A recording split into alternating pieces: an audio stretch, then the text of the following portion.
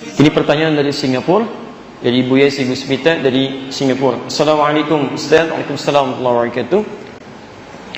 Bagaimana keadaan di luar negeri yang terindikasi menyentuh babi, tapi agak kesusahan mendapatkan tanah suci? Oh jelas, harus ke Mekah gitu kan?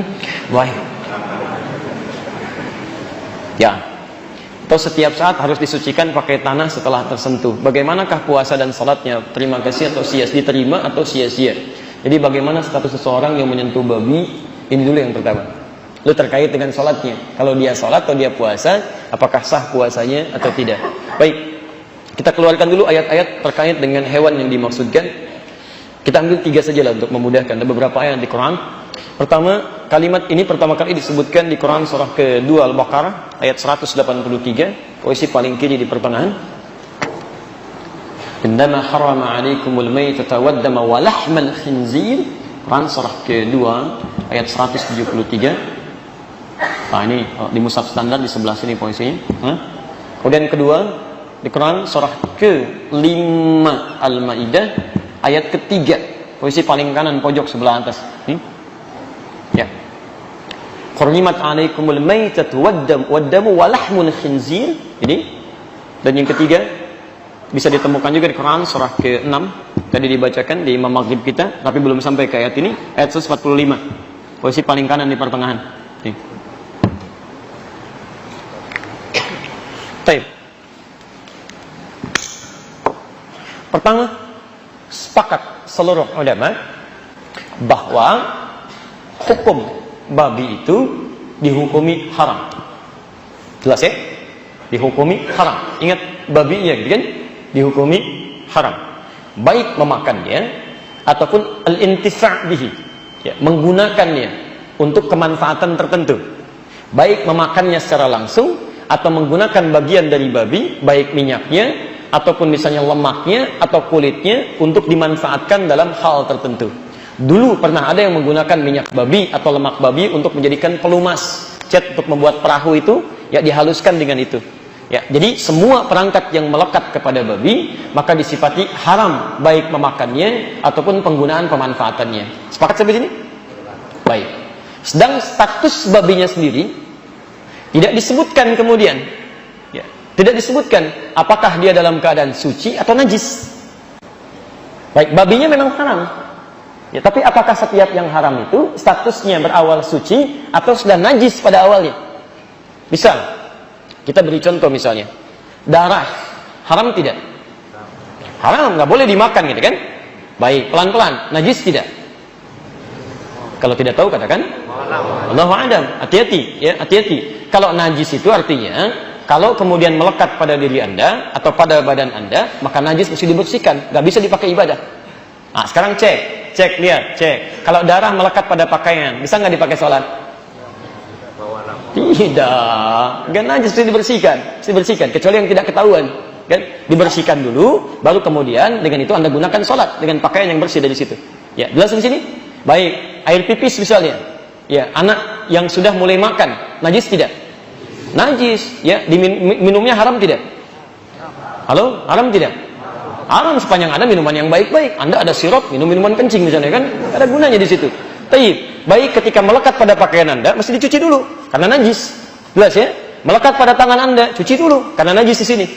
Nah, sekarang babi itu statusnya najis atau suci dia. Jadi suci hewannya, cuma haram menggunakan dan makannya. Kalau statusnya suci dia, berarti dipegang masih boleh. Jelas ya? Tapi dimakan tidak, digunakan tidak. Uang haram haram nggak digunakan? Haram. Dipegang boleh nggak? Boleh. Haram nih, masya Allah. Gitu kan? Anda pegang silakan aja, nggak ada masalah. Tapi digunakan nggak boleh. Uang hasil korupsi sita oleh negara, simpan sampaikan. Begitu sudah halal kembali, baru digunakan. Tapi sepanjang haram disimpan sebagai bukti sitaan di situ. Jelas sampai sini? Baik, hati-hati ya, pelan-pelan di sini. Nah sekarang status babi ini bagaimana? Maka Imam Malik mengatakan, cuma Imam Malik. Beliau mengatakan bahwa status babi ini hewannya sih suci, tohir. Cuman hukum penggunaan dan makannya haram. Jadi kalau Anda misalnya dalam konteks ini menyentuh babi sepanjang dia bukan bangkai. Kalau bangkai sepakat di sini. Sepakat dia najis dan haram. Kalau bangkai. Ini babi hidup ya, babi hidup. Misal ada orang tersentuh, ya Bukan sengaja menyentuh. Kalau sengaja menyentuh, ini nggak ada kerjaan juga gitu kan. Baik. Misal tersentuh oleh dirinya gitu kan. Kalau pendapat Imam Malik, itu dia tidak najis. Tidak najis, walaupun hewannya haram. Pendapat Imam Malik. Tapi mazhab yang lainnya, 3 mazhab yang lainnya, baik itu Abu Hanifah dan Imam Asy-Syafi'i dengan Syafi'iyahnya, Imam Ahmad bin Hanbal dengan Hanbalinya, mengatakan babi itu tidak hanya haram tapi najis. Paham di sini? Najis. Artinya kalau itu disentuh atau tersentuh, tetap terus dibersihkan dulu, dicuci. Paham di sini? Cuci seperti tadi air pipis yang dicuci, seperti darah yang dicuci, baru kemudian menjadi suci kembali. Tapi persoalannya, apakah najisnya mukhaffafah, ringan, atau mughalladhah, berat? Kalau najisnya berat, mughalladhah, dikiaskan kepada liur anjing. Ingat, bukan anjing ya, berbeda. Ada liur anjing, ada anjing. Kalau anjing, itu anjingnya. Kalau liur, cuma liurnya. Yang najis pada anjing apanya? Liurnya. Jadi boleh nggak megang anjing? Kalau tidak tahu katakan. Baik. Yang najis pada anjing apanya? Liurnya. Boleh nggak megang anjing? Awas, hati-hati. Kata Imam Malik, kalau megang anjingnya nggak apa-apa.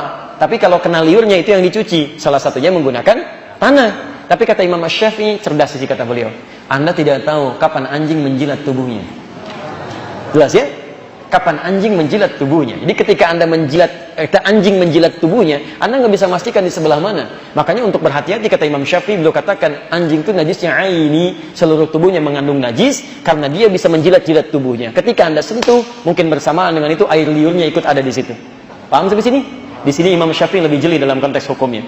Nah, Bapak dan Ibu sekalian, kata dari mazhab Syafi'iyah, babi itu termasuk najis mughalladhah. Jadi kalau tersentuh itu, maka dia harus dicuci. Yang salah satunya 7 kali cucian itu, salah satunya menggunakan tanah. Jelas di sini? Persis seperti membasuhnya tangan atau bejana yang terkena air liur anjing. Cuci dengan 7 basuhan, diantaranya salah satunya menggunakan tanah. Paham di sini?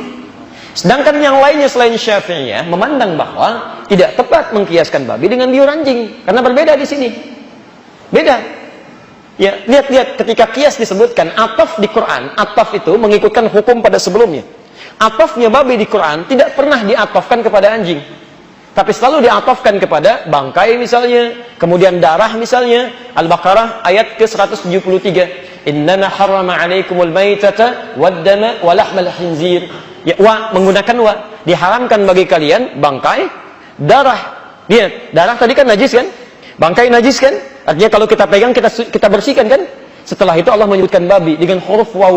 Wawunya ma'iyah. Ma'iyah itu menyamakan hukum antara sebelum dengan setelahnya. Jadi yang setelahnya diikutkan pada hukum sebelumnya. Jadi kata 2 ulama, ada 2 madhab yang menyebutkan babi tidak bisa dikiaskan dengan anjing, tapi dikiaskan pada najis lain yang tidak serupa dengan liur anjing. Apa itu? Seperti darah, seperti mayit bangkai, ya mayitah bangkai dan sebagainya. Ini dari sini, kalau sekiranya ada orang menyentuh babi atau tersentuh dengan keadaan yang nggak bisa dihindari, cukup dia cuci saja, yang merasakan bersih dari sisi cuciannya dengan menggunakan sabun tahara atau semisalnya, sehingga dipandang suci dalam keadaan dirinya. Jelas di sini? Nah, tapi kata mazhab Syafi'iyah, kami berpendapat untuk kehati-hatian tetap dia seperti anjing. Ya, dikiaskan kepada air liur anjing yang kalau terkena tetap menggunakan salah satu menggunakan tanah. Di sini kalau kami melihat yang lebih rajih adalah pendapat para ulama yang memandang babi itu haram, termasuk najis, tapi najisnya tidak dikiaskan dengan liur anjing. Jelas ya? Dikiaskan dengan najis yang lainnya yang cukup kemudian dibasuh dengan sabun atau yang serupa yang menghilangkan bekas-bekas najisnya. Paham sampai sini? Baik. Pertama dari sisi kias hukumnya, kedua dari sisi dalilnya, dan yang ketiga dari sisi tujuannya. Ya, awas, maqasidus syariah untuk menghilangkan najis pada liur anjing itu, karena setelah diteliti pada liur anjing terdapat bakteri-bakteri yang tidak bisa dimatikan, dibunuh kecuali dengan menggunakan unsur dari tanah. Sedangkan pada babi tidak.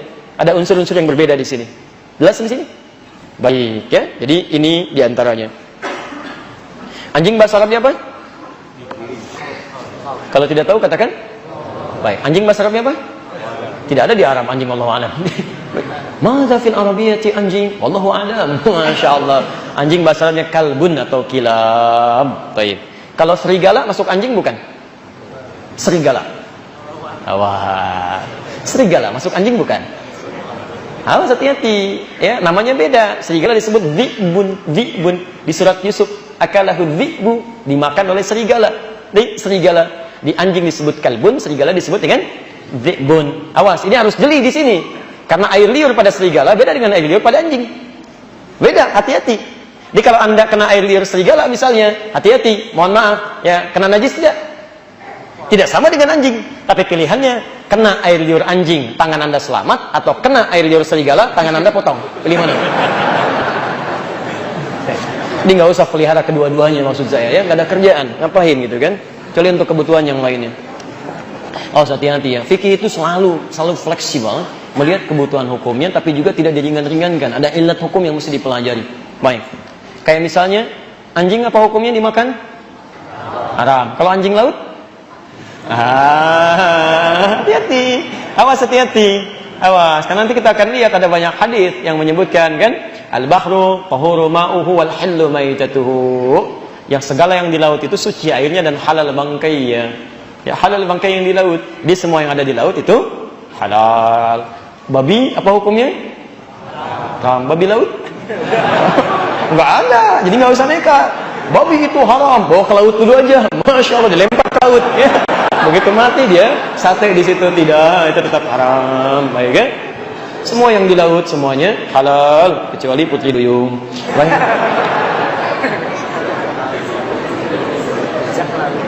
Ya.